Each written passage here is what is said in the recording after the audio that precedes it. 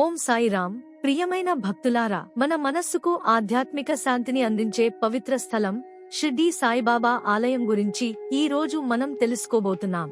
షిర్డీ గ్రామం మహారాష్ట్రలోని అహ్మద్నగర్ జిల్లాలో ఉన్న పుణ్యభూమి. ఇది కేవలం ఒక గ్రామం మాత్రమే కాదు, ఇది విశ్వవ్యాప్తంగా భక్తుల గుండెల్లో కొలువైన స్థలం.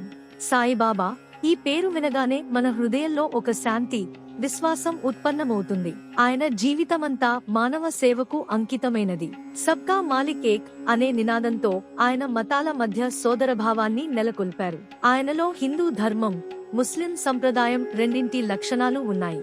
ఆయన పూజారికి పండితుడే, దర్గా సేవకుడు ఆయనే.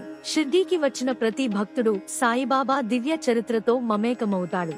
బాబా 1838లో పుట్టి 1918లో షిర్డీలో తన దివ్య లీలా ముగించారు.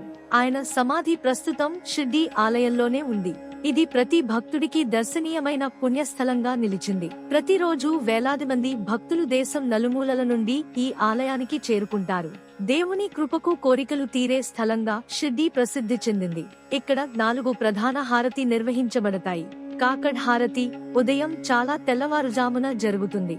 ఇది బాబా ఉదయానికి మేల్కొనే విధంగా. మధ్యాహ్న హారతి, సాయం సంధ్యా హారతి, సెజ్ హారతి రాత్రి నిద్రకు ముందు. ఈ ఆర్తిలలో పాల్గొనడం భక్తులకు అనిర్వచనీయమైన అనుభూతిని ఇస్తుంది. షిర్డీలో ఉన్న మరో ముఖ్య స్థలమైనది ద్వారకామాయి. ఇది బాబా తన జీవితకాలంలో ఎక్కువ సమయం గడిపిన ప్రదేశం. అక్కడే ఆయన మంటను ఎప్పటికీ ఆర్పకుండా కొనసాగిస్తున్నారు. భక్తులకు ధూని భస్మను ప్రసాదంగా ఇస్తారు. ఇది పవిత్రతకు, రక్షణకు చిహ్నంగా భావించబడుతుంది. ఇంకా షిర్డీ పర్యటనలో భక్తులు చావడి, లడ్డూ ప్రసాద కౌంటర్, శ్రీగురు స్థాన్, లెండీ బాగ్ వంటి ప్రదేశాలను దర్శిస్తారు.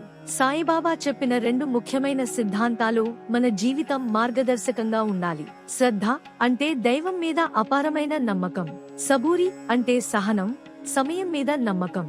ఈ 2 మాటలే జీవితాన్ని జయించేందుకు బలమైన ఆయుధాలు. ప్రియమైన భక్తులారా, మీరు జీవితంలో ఒకసారి అయినా షిర్డీకి వెళ్లి సాయిబాబా ఆశీస్సులు పొందాలని మనస్ఫూర్తిగా కోరుకుంటున్నాను. మన ఆత్మకి శాంతిని, మన హృదయానికి నమ్మకాన్ని ఇచ్చే దైవం మన సాయిబాబా.